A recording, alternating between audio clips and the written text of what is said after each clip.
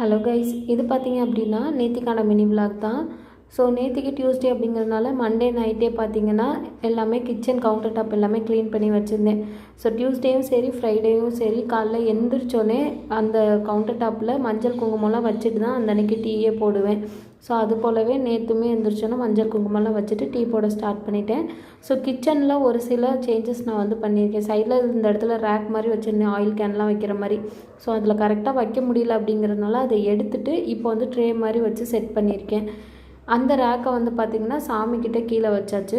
So morning பிரேக்ஃபாஸ்ட்டுக்கு ராகி சேமியா கொஞ்சமாக இருந்ததுனால அதில் இனிப்பு போட்டு செஞ்சுட்டு கார சட்னி அது கூடவே வந்து இட்லியுமே ரெடி பண்ணிக்கிட்டாச்சு. ஸோ வந்து டியூஸ்டே அப்படிங்கிறதுனால வாசலுக்கு கோலம் போட்டுட்டு ஈவினிங் போல் தான் வந்து சாமி கும்பிட்டுருந்தேன்.